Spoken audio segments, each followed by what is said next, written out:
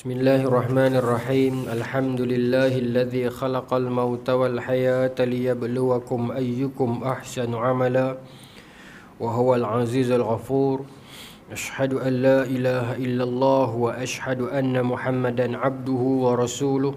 Wa nusalli wa nusallim ala sayyidina Muhammadin wa ala alihi wa sahbihi ajma'in. Radayna billahi rabba wa bil islami dina wa bi Muhammadin nabiyyan wa rasulah. Tuan-tuan muslimin yang dirahmati Allah sekalian, Assalamualaikum warahmatullahi wabarakatuh. InsyaAllah tuan-tuan, malam ni kita menyambung pengajian kitab Qasasul Anbiya karangan Al-Imam Ibn Kathir. Malam ni saya menggantikan Ustaz mana tak tahu, tak boleh main tadi. Cikgu Nordin telefon saya. Kebetulan malam ni saya berkelapangan lah lepas maghrib ni, gantikan balik yang kita tak ada hari tu. Jadi kita sambung kisah, kita masuk kepada Nabi Allah Yusuf AS.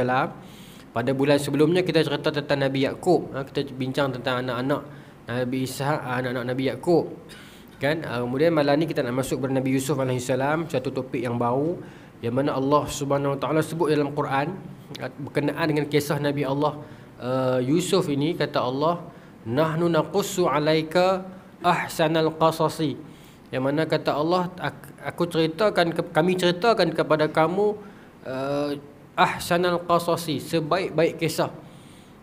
Kisah yang terbaik. Tuan-tuan dapat lihat dalam kisah Nabi Yusuf nanti insya-Allah, bagaimana Allah Subhanahu Wa Taala plotkan kepada kita. Permulaan kepada cerita itu adalah mimpi Nabi Yusuf AS. Benda perkembangan kepada cerita mimpi itu, Nabi Yusuf didengki oleh adik-beradik dia, dibuang ke dalam perigi, kemudian dikutip oleh peniaga, dijual dekat pasar, dibawa ke Mesir. Dekat Mesir pula itu diambil oleh seorang menteri jadi anak angkat. Perempuan, bini menteri berkenan kepada dia.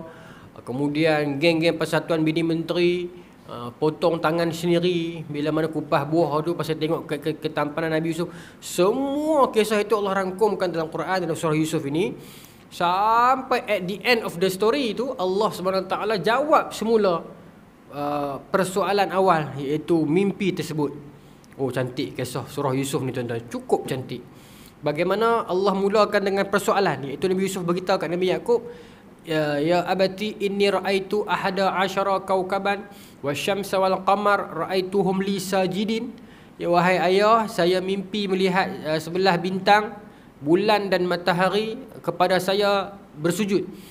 Maka daripada situ, dan last kali cerita ni nanti insya-Allah kalau kita sempat nanti, tak sempat lah malam ni, tapi Nabi Yusuf kata kepada Nabi Yaqub, masa tu dah tua dah, ayah, rupanya hari ni baru cik faham apa makna mimpi ni. Oh, maknanya daripada Nabi Yusuf kecil mimpi tersebut sampai besar. Dah tua, dah jadi menteri dah. So dia jawab kepada ayah dia balik, ayah, rupanya ini makna mimpi cik dulu ni. Oh, okey. Cantiklah. Tu yang Allah kata, nahnu naqussu alaika ahsanal qasasi. Sebaik-baik kisah. Kita pun tuan-tuan dalam hidup ni, semalam saya cerita di Padang Serai, kadang-kadang Allah kurniakan kepada beberapa individu tertentu itu sentuhan kesenian.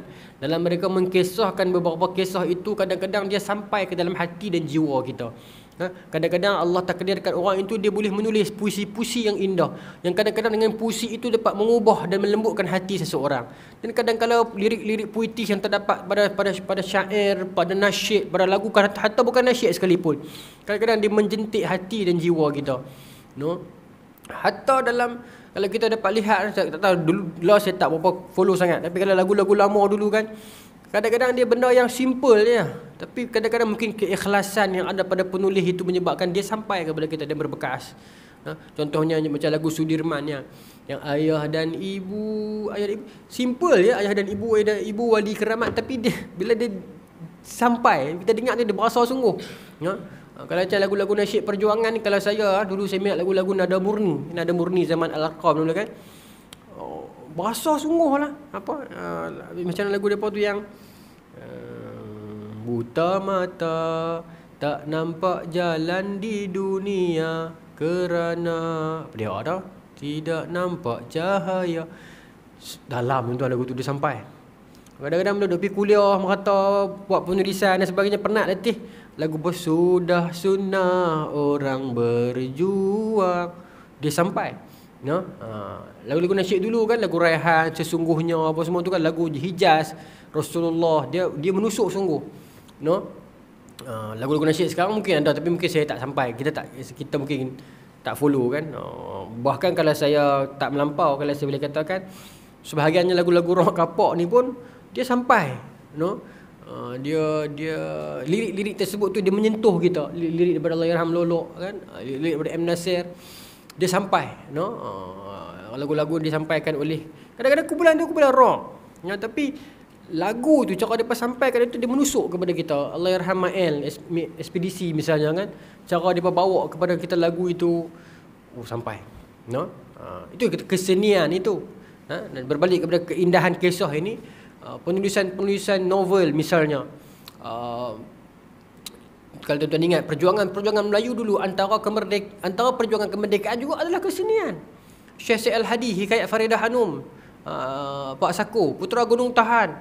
Kalau di Filipina tu Nolimi Tenggere tu kan, Jose Rizal tu, dengan Sentuh Daku, Sekeras Kerikil antaranya, Putera Gunung Tahan antaranya, iaitu kisah-kisah yang perjuangan, kebangkitan diberikan secara halus di sudut kisah untuk membangkitkan kesedaran perjuangan. Hikayat Amir Hamzah antaranya. Kalau kita nak pergi lebih lama daripada itu, saya boleh sebutkan hikayat Mantik At-Tair, Fariduddin Al-Attari, ceritakan tentang ketuhanan tapi dia bawa dalam bentuk mantik, cerita tentang perjalanan burung. Yang 3,000 ekor burung terbang mengembara mencari diri sendiri. Hikayat Mantik At-Tair, Fariduddin Al-Attari. Kemudian Hikayat Hai Ibnu Yaqzan, karangan Ibnu Tufail. Ni kisah-kisah indah ni tuan-tuan. Hikayat Hai Ibnu Yaqzan ni cerita tentang orang yang dibuang ke hutan, kemudian dibelah oleh binatang. Mak dia ni apa? Rusa ke apa? Belah dia. Binatang lah. Akhirnya bila mak dia mati tu, dia tak tahu mati tu apa, hidup tu apa. Pasal dia tak pernah hidup dengan manusia. Hai Ibnu Yaqzan ni. Maka dibelah ada mak dia binatang ni, mak kayah tak tahulah, tapi binatang. Dia belah, dia tengok ada segumpal daging. Maka dia kata, mungkin inilah yang menyebabkan mak aku mati, sebab dia dah tak berdegup dah. Jadi itu memang relate dengan hadis Nabi SAW. Nabi mengatakan kan, dalam jasad kita tu, dalam jasad anak-anak Adam itu ada segumpal daging kan? Kalau elok adalah idza salahat jasadu kullu. Kalau sihat dia, sihatlah seluruh badan dia. Iza fasadat, kalau rosak dia, fasadat jasad kulluh, rosaklah seluruh badan dia. Maka apa yang disimpulkan oleh Hai Ibnu Yaqzan ini terdapat dalam cerita tu. Kemudian perkembangan psikologi lah yang dalam tu, baca dia belajar tentang kehidupan, tentang amarah, tentang kesabaran. Yang akhirnya orang putih ambil buat cerita Robinson Crusoe yang kita duk tengok tu. Lepas tu dia main cerita Tarzan, ramai daripada kita, tapi dia mula dengan hikayat Hai Ibnu Yaqzan, Ibnu Tufail.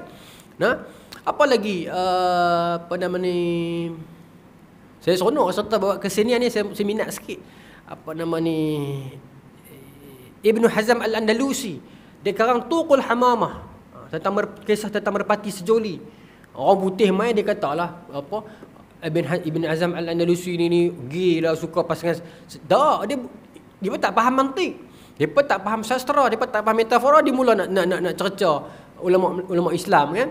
Begitu. Tuqul Hamamah antara karya yang menarik. Kalau kita nak pergi kepada Melayu, seperti yang saya beritahu tadi, dalam karya-karya dakwah macam Buya Hamka memang tak boleh terlepas lah.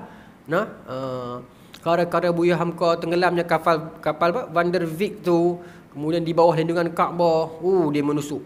Semalam saya cerita kan di Padang Seraya, saya kata kalau drama yang menusuk, yang diterbitkan oleh penerbit-penerbit Islam misalnya, saya suka antaranya daripada Iran.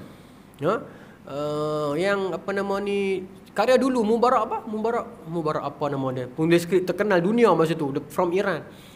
Yang dia karang cerita, tuan-tuan tahu, Children of Heaven, cerita tentang dua beradik yang susah, yang share kasut sekolah. Kan, cerita lama 70-an ke saya ingat. Menarik cerita itu, yang menjentik hati dan jiwa kita. Sekarang di Indonesia cemerlang dengan cerita-cerita sang pencerah, sang kiai, Laskar Pelangi, yang cerita tentang perjuangan, kesusahan pendidik, murabi. Malaysia ada, baru keluar Gemencih Boys, lakonan Pekin Ibrahim kan. Dia berlakon seronok tuan-tuan. Bagi saya sebagai seorang penulis, saya melihat Pekin ni dia orang yang pandai berlakon. Nak tuan tengok dialog dia dalam cerita rock kan. Boleh. Okey. Hak tu ya, tapi menusuk cerita dia tu. Tuan-tuan je serius sama lah ni. Pasal cerita pasal drama apa tu.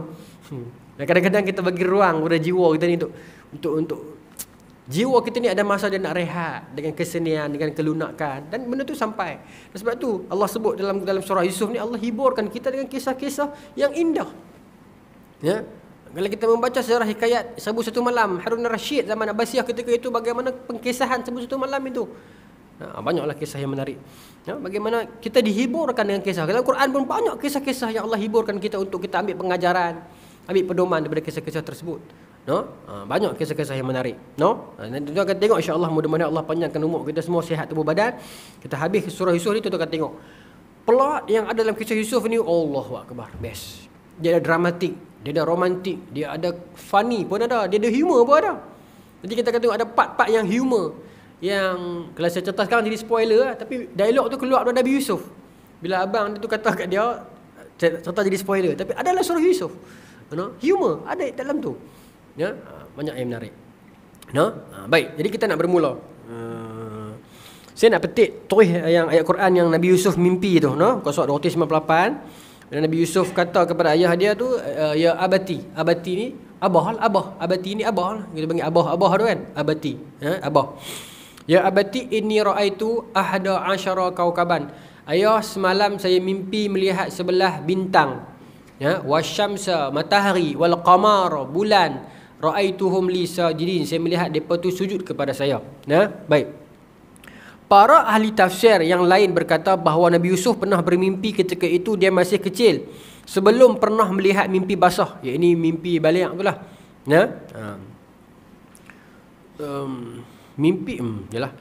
Yusuf bermimpi melihat 11 bintang. Ke-11 bintang itu mengisyaratkan jumlah saudara-saudaranya 11 orang yang kita dah cerita bulan lepas. Bagi daripada mak yang ada nama Rifqah, daripada mak yang bernama Lia kan, dan lagi 2 mak yang dihibahkan oleh kedua-duanya itu, hamba kepada Nabi Yaqub itu. Baik. Dia mimpi melihat 11 bintang, matahari dan bulan. Yang matahari dan bulan itu mengisyaratkan kepada kedua orang tuanya, dan kesemuanya itu bersujud kepadanya. Setelah terbangun, dia menceritakan mimpinya itu kepada ayahnya. Setelah mendengar cerita Yusuf mengenai peristiwa yang dialami dalam mimpinya, ayahnya menjadi tahu bahawa dia akan memperoleh kedudukan yang tinggi dan darjat yang mulia di dunia dan di akhirat, di mana kedua-dua orang tuanya dan saudara-saudaranya akan tunduk kepadanya. Baik tuan-tuan, persoalan yang pertama adalah mimpi. Bagaimana Islam deal dengan mimpi? Apakah pendirian Islam tentang mimpi? Adakah Islam menolak mimpi? Apakah mimpi itu hanyalah 100% permainan tidur semata-mata, ataupun mimpi itu adalah anugerah daripada Allah Subhanahu Wa Taala? Mimpi boleh jadi anugerah terindah daripada Allah Subhanahu Wa Taala. Kadang-kala kita merindukan seseorang, mungkin mak dan ayah kita, mungkin tok dan tok wan kita, mungkin teman-teman pada masa lalu kita yang telah pergi meninggalkan kita. Kita rindu kepada mereka sungguh-sungguh. Allah hadirkan kepada kita dalam bentuk mimpi. Mereka itu melihat kita, tersenyum kepada kita, memimpin tangan kita. Kita merasakan mimpi itu cukup indah dan bahagia. Dan bila kita bangun, mimpi itu telah berlalu. Tapi sekurang-kurangnya keperluan kita itu, kerinduan kita itu sedikit terubat dalam hiburan mimpi tersebut. Dan kadang-kadang mimpi itu boleh jadi sangat pahit dan derita. Kita merasakan sangat sakit dan perih, panas dan derita mimpi tersebut. Mimpi siksaan kubur misalnya, mimpi hantu misalnya, mimpi ditikam misalnya, mimpi ditipu misalnya. Dan kadang-kadang mimpi kita itu menjadi mimpi yang mengerikan, yang mengharukan dan sebagainya. Banyak jenis-jenis mimpi ini. Ya, dalam Quran, dalam hadis Nabi mengatakan kepada kita, ar-ru'ya salata. Mimpi itu ada 3 jenis. Al-busyra min Allah. Yang baik itu datang daripada Allah. Ya. Wasayyi'at, dan yang buruk itu minasyaitan. Yang buruk itu yang tak elok itu daripada syaitan. Dan satu lagi mimpi ialah ar-ru'ya yuhaddisu rajulu biha nafsahu. Yang ketiga pula, yang pertama yang busyra daripada Allah, yang kedua yang menyakitkan, yang memeritkan daripada syaitan, dan yang ketiganya kata Nabi ialah ar-ru'ya yuhaddisu rajulu biha nafsahu, bermaksud sesuatu, orang putih dia kata intuition. Macam mana nak terjemah dia? Suatu benda yang dibawa daripada alam hidup dia, yang dia tak dapat daripada alam hidup dia, akan terjelma ke dalam mimpi dia. Igawan. Ya, dia terlalu nak sangat jadi Imam Mahdi. Dia duk kata aku Imam Mahdi dah. Tuan-tuan, dia akan mimpi dia jadi Imam Mahdi. Maka bila dia mimpi dia jadi Imam Mahdi, dia akan semak kepada orang, akulah Mahdi sebenar. Kerana aku dah bermimpi. Ada Tok Syekh yang beritahu aku ikut Imam Mahdi. Cerita pula kat orang di media sosial, orang pula pada zaman rapuhnya ilmu agama ni akan mudah terikut, maka dia buat pergerakan dia sendiri. Ya. Dia sangat inginkan nak jadi sekian. Maka dia akan dapat tuan-tuan dalam mimpi dia itu. Igawan dia itu akan sampai. Pasal tu ada cerita kan, saya pun tengok di YouTube lah, ceramah agama lah, tapi Syekh Arab tu kan, dia kata nak mimpi Rasulullah. Tanya tok guru dia macam mana petua nak mimpi Rasulullah. Maka tok guru dia kata main rumah aku malam ni. Kan ada cerita tu kan di YouTube. Di wawancara TV tu. Maka bila pergi rumah tok Syekh dia ni, tok Syekh dia bagi jamu makan. Bagi jamu makan yang pedas ke masin, dia tahu. Bagi makan sungguh-sungguh. Tapi ayak tak bagi. Jadi dia dahaga sampai ke sudah tak bagi ayak. Dia balik rumah, dia mimpi sesuatu. Esok tu tok guru tanya, hang mimpi tak semalam? Mimpi. Apa yang hang mimpi? Saya mimpi ayak laut. Ayak sungai, segala jenis ayak mai kat saya. Tok guru kata, pasal apa hang mimpi tu semua? Pasal hang tidur dalam keadaan hang lapar ayak. Hang lapar ayak sungguh-sungguh, hang dahaga ayak sungguh-sungguh, hang tak dapat minum. Jadi bila hang tidur, hang mimpi ayak mai kat hang. Pasal hang nak. Benda tu. Begitulah Rasulullah pun. Kalau kita ni rindu tak ada kat Rasulullah, kasih tak ada kat Rasulullah, sensitivity tak ada kat Rasulullah, kecintaan tidak ada pada Rasulullah, tiba-tiba orang yang bagi petua kat kita, hang baca doa ni, hang mesti mimpi Nabi. Lepas tu kita baca, kita tak mimpi, maka kita menyalahkan doa tersebut. Kita kata tak mimpi pun, aku dah baca dah doa ni. Macam mana kita nak mimpi sedangkan kita tak pernah ada kerinduan, kehendak itu dan kesungguhan nak dapat itu. Memang Nabi ajak kita kan, kalau nak mimpi kepada Rasulullah SAW, selain kita banyakkan selawat, kita doa. Rabbi arini habibuka, ataupun Rabbi arini rasulika wa habibika, ataupun Rabbi arini rasulika fi manami. Ya Allah, mimpikan aku, perlihatkan aku wajah pesuruhmu, kekasihmu dalam mimpiku. Kita baca kan, minta untuk mimpi Rasulullah sungguh-sungguh SAW. Dapat mimpi tersebut, dia menjadi satu aset kepada kita, kenangan yang paling indah kepada kita, wajah kita pernah, mata kita pernah menatap baginda sallallahu alaihi wasallam. Mudah-mudahanlah kita semua diberikan kesempatan oleh Allah Subhanahu Wa Taala sebelum kita mati, mimpi sekali pun jadilah Rasulullah SAW. Mudah-mudahan. Maka bagaimana persepsi Islam, pendirian Islam tentang mimpi? Dia begitu. 3 itu. Ya, Allah boleh hiburkan kita dalam bentuk mimpi, dan Allah boleh syaitan boleh masuk dalam urat saraf kita dan mengganggu mimpi kita dan mengganggu tidur kita dengan mimpi dan igawan yang menakutkan. Dan yang ketiganya ialah kehendak kita itu yang tidak terdapat pada dunia, maka akan terjelma di dalam mimpi. Yang tu yang kita kena hati-hati. Baik. Kisah Nabi Yusuf AS ni banyak berkisah tentang mimpi. Mimpi Raja Mesir, mimpi 2 orang roommate dia dalam sel itu. Banyak berkisah tentang mimpi. Baik. Bagaimana Islam berinteraksi dengan mimpi lagi? Baik. Ni bulan Rejab. Kita banyak bercakap tentang Isra' wal Mi'raj. Ada beberapa kisah yang disebutkan dalam kisah Isra' wal Mi'raj itu ialah hadis sahih, tetapi dia bukan berlaku Isra' wal Mi'raj, dia berlaku dalam mimpi Rasulullah SAW dalam hadis sahih Bukhari.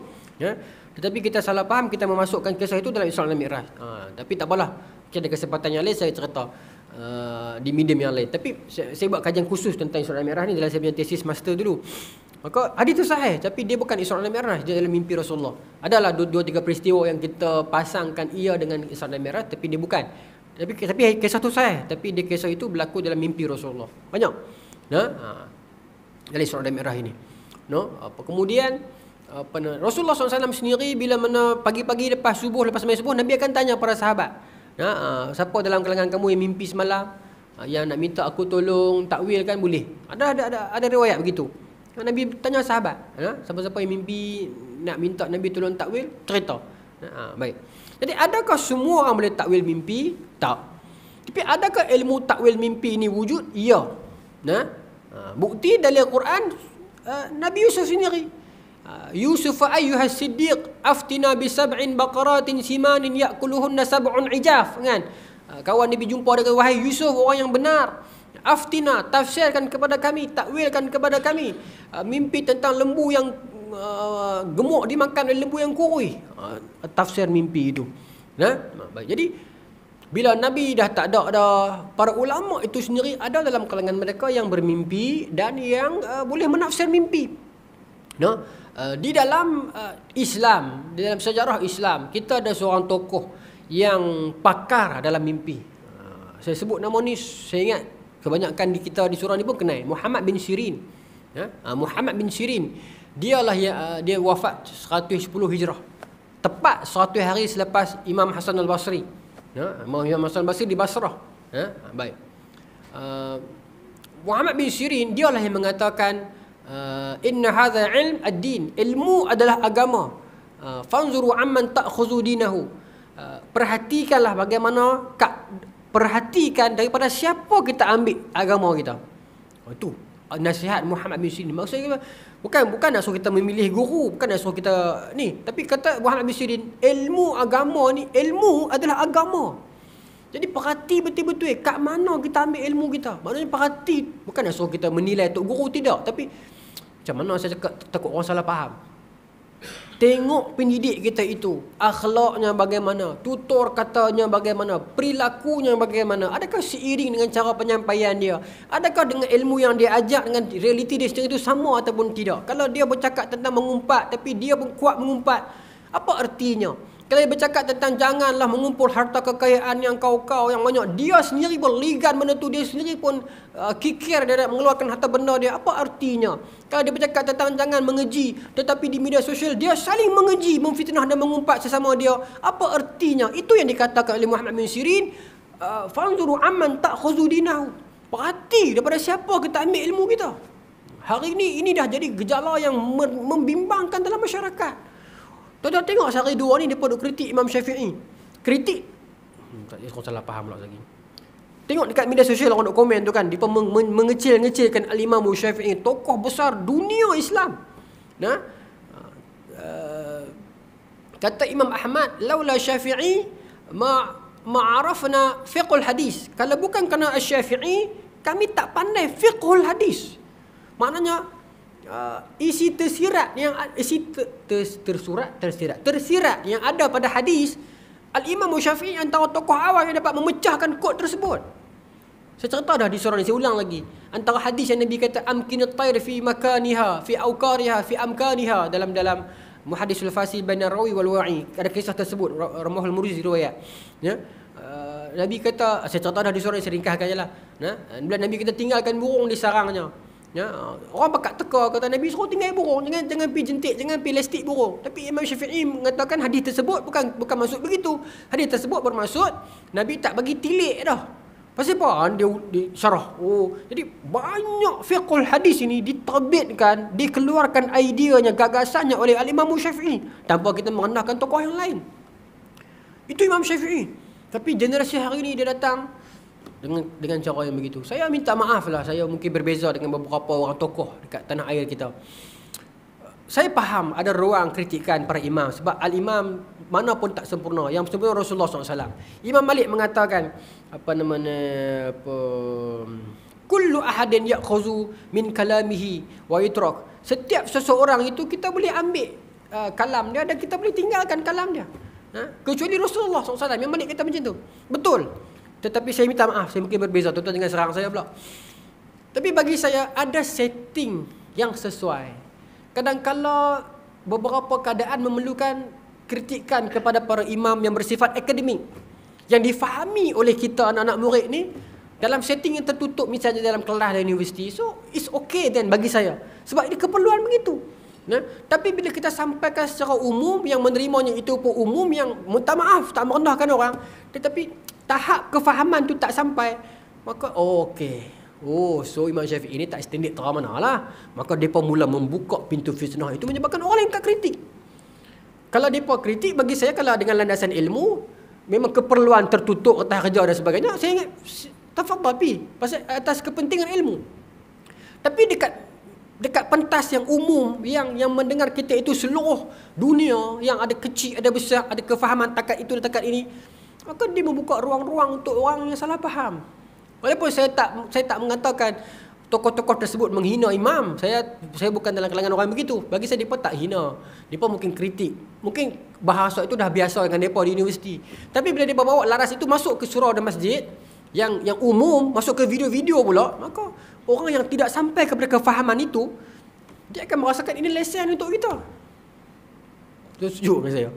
Ini lesen. Maka orang, saya minta maaf, sebelum saya main petang tadi saya tengok di Facebook, Allah, dia screenshot komen kan, orang kata Imam Syafi'i ni pun tak terang mana pun, pasal itulah buku dia ada, pasal itulah dia buat qaul qadim qaul jadid. Imam Syafi'i pun tak terang mana pun, dia bukan faham sangat. La haula wala quwwata illa billah. Siapa kita ni? Imam Syafi'i siapa? Ya? Walaupun saya tak mengatakan ustaz-ustaz depa itu menghina Imam Syafi'i, saya tak kata begitu. Saya faham dia berkritik. Tapi bila dia buka pintu sekerat yang itulah saya takut lagi orang kita nak jump into the scene pula. Tapi saya ada buku lalaki lama dah. Benda ni tak betul. No? Khidmat kepada guru-guru tuan-tuan dengan pembetulan kepada kitab-kitab guru dah berlaku lama dah. Al-Iraqi pernah buat takhrij kepada hadis-hadis dalam Ihya Ulumuddin. Nah, Ibn Hajar buat Talkhisul Habir. Semua ni karya-karya tu ulama-ulama yang berkhidmat untuk kitab sebelumnya dah berlaku banyak dah.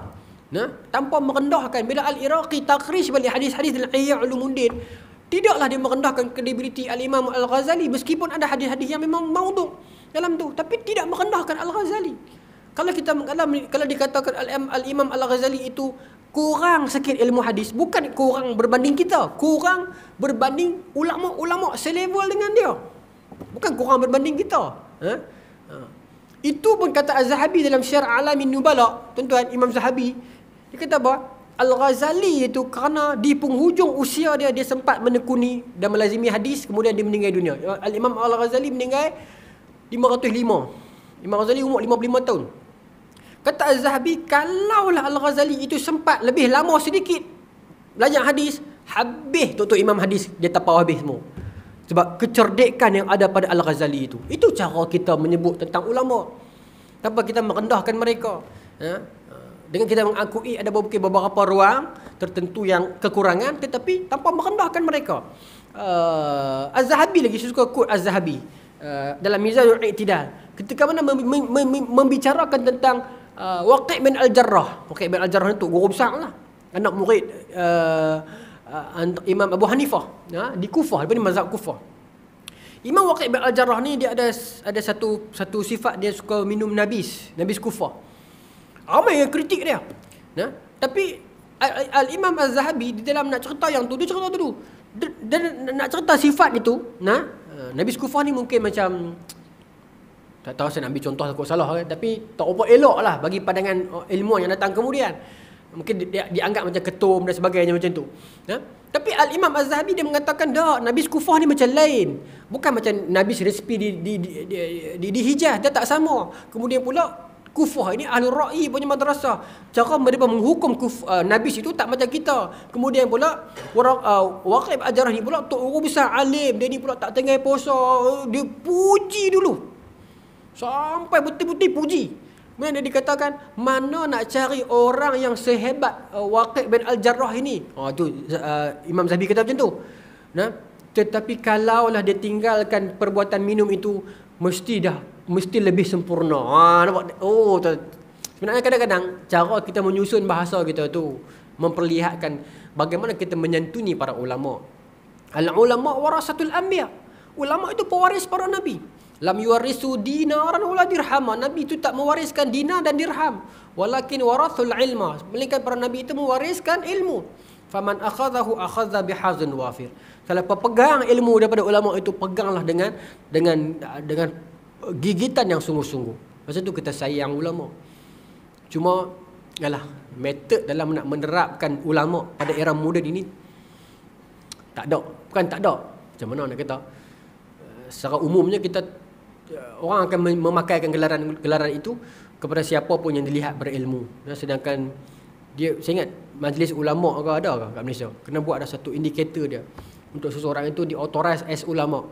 Bahkan saya sendiri secara peribadi tuan guru, tok guru kan. Saya ingat itu kena ada satu keperluan, satu indikator dia, satu dawabit tertentu dalam nak seseorang itu memakai gelaran itu. Tok guru pondok tentu dah lah. Maksudnya dalam kalangan kaya kawan-kawan ni ustaz-ustaz muda-muda ni kan.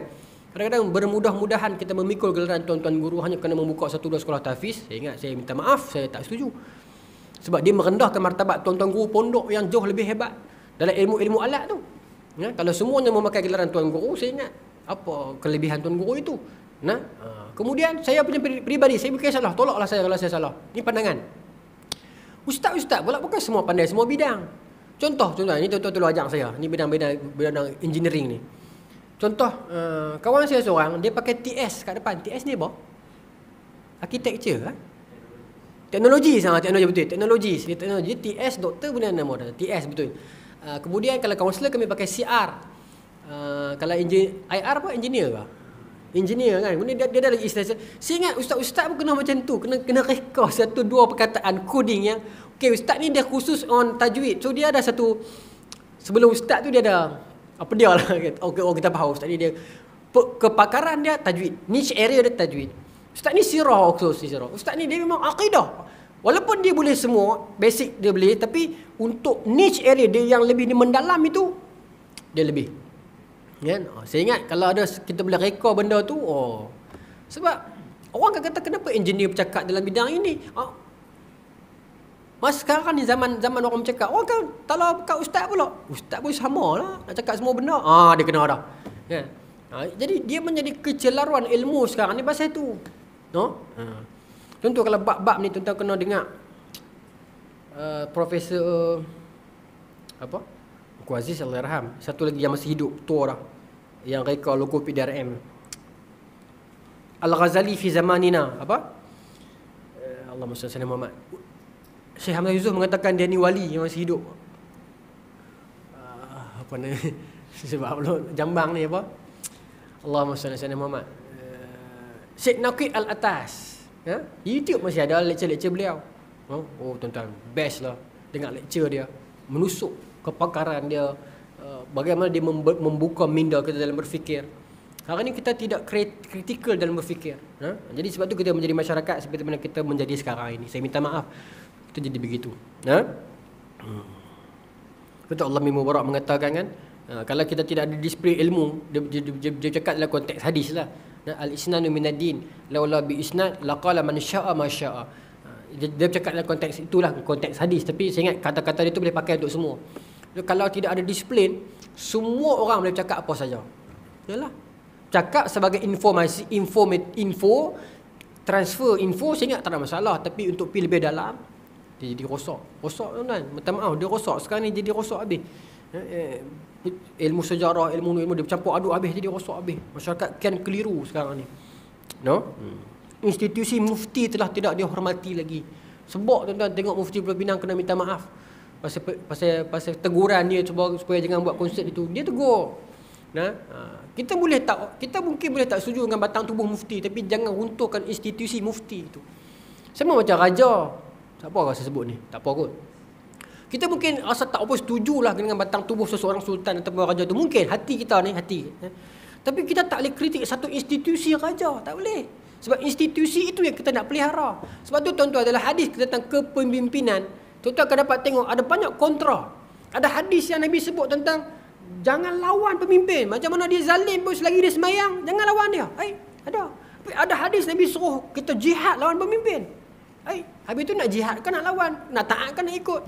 Ulama datang dalam nak tanzil, dalam nak syarah hadis ni mengatakan, tengok sesebuah negara tu ada institusi kepemimpinan yang kita memang tak boleh runtuhkan, ada yang kita boleh runtuhkan. Saya ingat hadis tu lebih sesuai dekat Malaysia. Ada sistem kepemimpinan yang kita boleh tukar dia, tunggu pilihan raya. Ada sistem kepemimpinan yang kita kena teguh.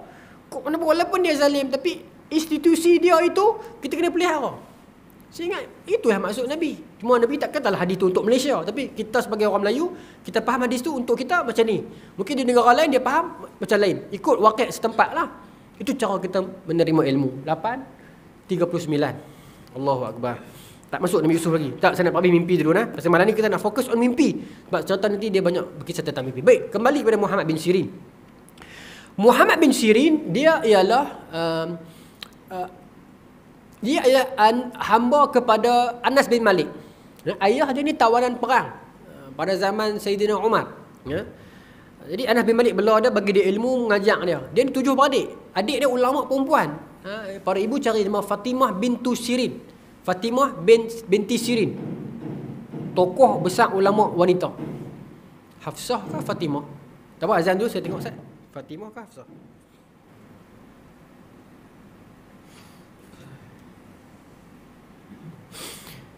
Allah. Ya, saya silap. bukan Fatimah, Hafsah. Hafsah bintu Sirin. Fatimah ada juga ulama. Fatimah binti Malik. Tu anak Imam Malik, nama Fatimah pun ulama juga. Tuan-tuan, Imam Malik ada 2 orang anak. Laki. Tak apa jadi. Tak mahal lah. Kehina dah kan. Tak apa jadilah. Jadi yang banyak riwayat pada Imam Malik ni anak saudara dia.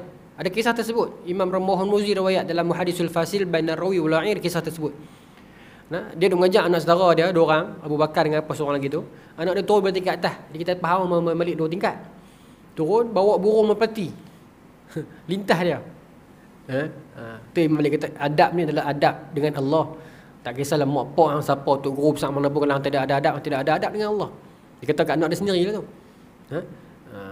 Tak apa jadilah jahat jantan. Anak-anak dia 2 orang lelaki yang mewarisi. Tapi perempuan nama dia Fatimah binti Malik, ulama besar. Ulama besar. Bila Imam Malik duk mengajar anak-anak murid, Fatimah kan duduk belakang tirai macam ni. Dulu dalam belakang tirai macam ni lah. Okey, baik. Belakang ada dinding tirai. Kemudian kan kaedah mengajar macam Ustaz Syekh Nazrul Nasir semua tu kan mengajar kan. Ada seorang mukri kan, mukri akan tukang baca, tok guru akan dengar, dia akan syarah kan. Macam tu lah. Jadi mukri akan baca. Jadi Imam Malik akan dengar, dia akan syarah. Jadi kadang-kadang dia baca salah baris, salah ayat. Fatimah duduk di belakang tirai ni, dia tak pegang apa pun. Dia dengar, dia tahu dia akan ketuk. Dia akan ketuk dinding. Bila dia ketuk dinding, Imam Malik, okey, dia salah baca. Tu Fatimah. Hebatlah. Tokoh-tokoh ulama wanita ni ramai. Di dalam kurun ke-11 di Kedah ada seorang. Wan Maimun silap saya. Tuan-tuan buka di Shopee. Saya tak ada kenal-mengena, saya tak kenal kedai tu. Tapi sajalah. Saya pun dah order dah baru ni, tak sampai lagi. Saya dah masuk dalam saya punya kad tu, tapi mahal saya tak continue buying lah, masuk dalam carta ya. Allahyarham Tuan Guru Syekh Wan Muhammad Saghir, dia kumpul balik koleksi manuskrip tulisan ulama-ulama wanita alam Melayu. Tuan-tuan cari. Ada di Shopee ada. Saya dah masuk dalam saya punya kad tu. Saya ingat tu limited, tak banyak. Tuan-tuan beli cepat. Saya tak sebut di surah dia. Surah tuan-tuan je saya sebut ni. Lepas saya tengok ada ibu ramai. Simpan, tak baca pun tak apa, simpan lah. Koleksi tulisan tangan mereka dan sebagainya. Ulama-ulama wanita Melayu. Bahkan ini dalam kajian tesis saya sendiri, masa saya buat master hari tu, ada ulama wanita Melayu yang kategori musnid dah.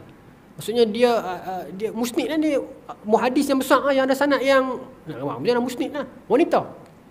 Yang sekarang kita hadis ada. Tapi tak tertonjol sangat kan?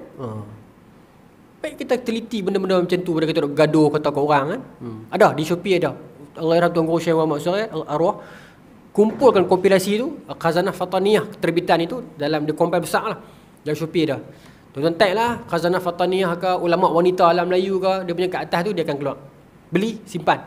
Kalau kita tak baca mungkin anak-anak kita akan baca. Baik. Kembali pada Muhammad bin Sirin. Jadi dia adalah hamba kepada Imam Malik. Ayah dia itu kumpul duit nak tebus dia. Bila dah cukup duit dah nak tebus, Imam Malik tak mau jual pasal Imam Malik sayang kepada dia. Muhammad bin Sirin ni ulama besar. Dan dia memang disebut oleh para ulama dunia, dia memang pakar tafsir mimpi. Muhammad bin Sirin ni tokoh dia, Muhammad bin Sirin ulama besar. Fizikal dia gemuk, berisi, dia rendah, rambut belah tengah. Kemudian dia ni suka bergurau dengan orang. Dia kaki melawak. Boleh melawak lah. Tapi bila dia mengingatkan kematian, seluruh tubuh dia akan bergetar. Bila teringat mati, dia akan, satu badan dia akan shaking. Jadi macam tu. Dia ni pula businessman. Satu hari dia order madu satu timba besar, satu tong barrel besar tu. Masuk satu ekor tikus mati, dia tuang satu barrel tu habis. Dia hidup berhutang lepas pada tu sebab dia tuang pasal dia tak mau ada unsur-unsur yang tak elok dalam perniagaan dia, Muhammad bin Sirin. Saya nak contoh pasal mimpi dia sebenarnya, mimpi orang. Sajalah alang-alang, banyak masa tak banyak ni kan. Antara kepakaran mimpi dia, pernah satu ketika seorang lelaki ni mai jumpa dia, mengatakan kepada dia, saya mimpi ada 3 ekor burung merpati. Dia kata, satu ekor burung tu, satu merpati tu dia makan satu mutiara. Dia makan, lepas tu dia bertelur, keluar mutiara yang lebih besar daripada mutiara yang dia makan tadi. Kemudian burung merpati kedua, dia makan mutiara besar tu, dia makan, lepas tu dia berak, dia bertelur, keluar mutiara yang kecil, dia kata. Lepas tu burung merpati ketiga ialah dia makan mutiara besar tu, dia bertelur, keluar besar tu juga. Apa maknanya wahai Tuan Guru?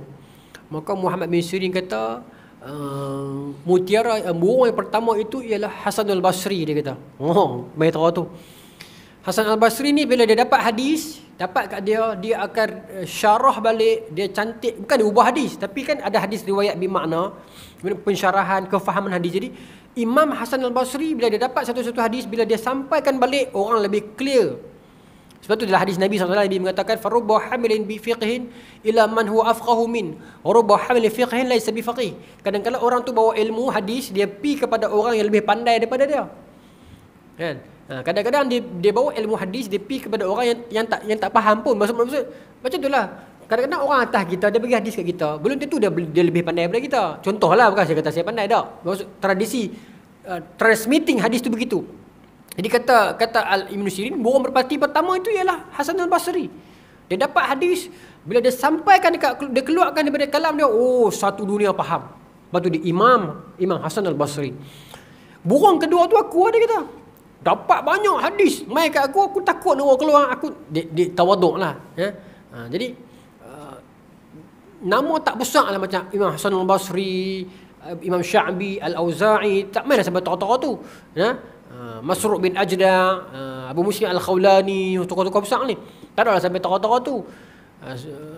Sebab aku takut, dia kata. Jadi hadis ni keluarkan oleh aku ni tak banyak. Sebenarnya banyak tu. Bila orang tak keluarkan hadis yang banyak, bukan berarti dia tak pandai, tapi dia berhati-hati. Sertakan di surah ni, Zubair bin Al-Awwam, ketika mana anak dia Abdullah bin Zubair tanya kepada dia, wahai ayah, apa ya hadis tak banyak? Abu Hurairah hadis banyak, berapa ribu hadis. Imam Anas bin Malik hadis banyak, Al-Abbas hadis banyak, Siti Aisyah hadis banyak. Ayah punya lama duduk dengan Rasulullah, apa hadis ayah tak banyak? Kata Zubair bin Al-Awwam, aku tahu hadis Nabi lebih banyak kadang-kadang daripada mereka. Kemungkinan lah lebih banyak, tapi aku tak riwayat banyak sebab aku takut. Pasal setelah aku dengar hadis Nabi kata man kadzaba alayya muta'ammidan falatabawa maq'adahu minan nar, aku jadi takut. Jadi aku tak berani riwayat, walaupun aku ada hadis tapi aku tak bagi banyak, kata Zubair bin Al-Awwam. Jadi bermaksud ada orang yang macam tu, dia ambil hadis banyak tapi suruh mengajar, dia tak mahal lah. Ada ustaz-ustaz yang macam tu kan. Kadang-kadang dia memang pandai, tapi bila kita suruh dia mengajar, dia tawaduk. Kadang-kadang ada ustaz tak pandai tahu mana pun, tapi kalau bab syarah boleh mic kat dia, kita nampak macam tok guru alim dah, padahal dia kosong kan. Tapi ada yang tok guru besar alim tapi dia tak pandai bercakap, dia duduk tawaduk, padahal dia ilmu banyak. Pasal dia jaga kadang-kadang takut silap. Ada yang macam tu. Saya kategori tadi itulah yang cakap kosong ni, tak erti apa ni. Pantang jumpa mic. Baik.